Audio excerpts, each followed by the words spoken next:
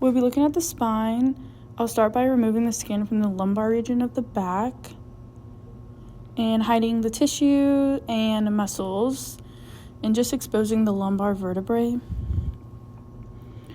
I will then be identifying the supraspinous and intraspinous ligaments.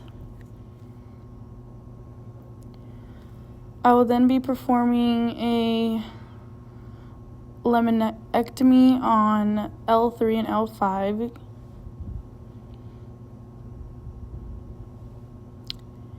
And we'll be observing the acronode matter of the spine.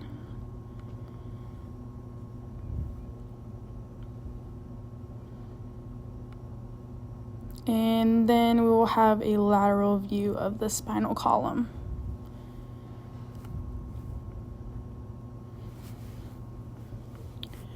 I'll be identifying the spinal nerves as they enter the intervertebral foramen. I will then be identifying the annulus fibrosus and the nucleus pulposus of the intervertebral disc. Okay, now we are going to identify the superficial muscle group. This is the posterior view of the body. And we remove skin from the posterior neck and superficial back region, starting at the occiput and ending at approximately mid-back. And we hide the deep cervical fascia. And now we identify the superficial muscle group. And first of all, this is trapezius. Muscle has three parts: descending, transverse, and ascending. And now we cut trapezius and remove the medial section to expose the rhomboid major and minor. And this is rhomboid minor and rhomboid major. There is another muscle superior to the rhomboids, and this muscle is the levator scapulae. Now we're going to inferior to the traps and rhomboid major, and this muscle is latissimus dorsi. Next, we identify the intermediate muscle group. Transecting the rhomboids near the spine and remove the lateral portion. This will expose serratus posterior superior muscle. Next, transect the latissimus dorsi near the spine and remove the lateral portion to expose the serratus posterior inferior muscle. Next, transect the serratus posterior superior muscle. Here is the splenius captus and splenius cervicis. And next muscle is the longissimus thoracic muscle. Then transect the longissimus thoracic muscle superiorly and remove the inferior section. Deep and inferior to the spinal transverse muscles, expose the muscle, which is transversal spinal muscle. And now return to the suboccipital region, and again, this is the splenius captus and splenius cervicis.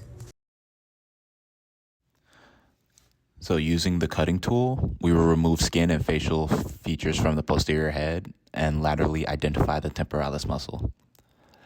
Next step, we remove soft tissue until we can identify the parietal bone, and we will cut the parietal bone near the frontal bone and remove the posterior portion.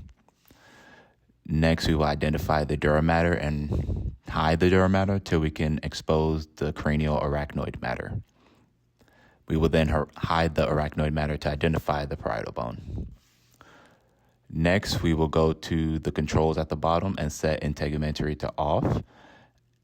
This will hide the occipital bone and remaining parietal bones, followed by the semispinalis capital muscle. This will expose the vertebrae of the C1 of the cervical spine. Next, we will identify C1, which is atlas, C2 axis, and C3 vertebrae regions. Using the cutting tool, we will simulate a laminectomy of both the atlas axis and C3, and this will expose the spinal, dura, and arachnoid matter, which we can hide. Next, we will identify the cerebral flax, the cerebellar flax, and the cerebellar tendinorium, the enfoldings of the dura matter which split the brain into the left and right cerebral hemispheres. Finally, we will dive under the base of the brain to investigate the nervous and vascular systems. And these nervous systems will kind of find the olfactory, the optic, ocular motor, trigeminal, vagus, and abducens nerves.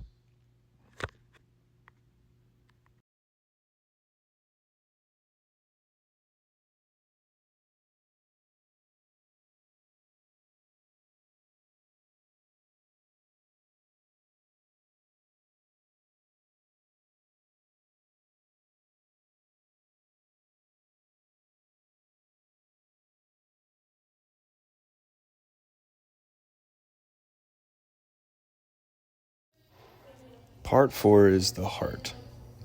Step 1, we're going to return home and restore the settings from the beginning of the lab, click models, and select the thorax.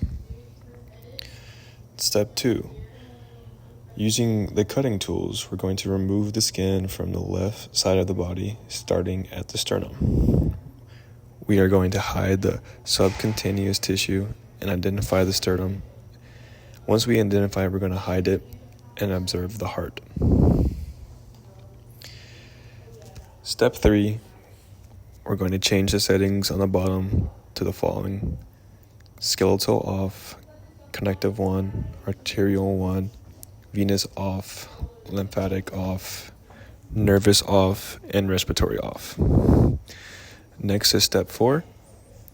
We're going to identify the anterior lateral wall of the right ventricle.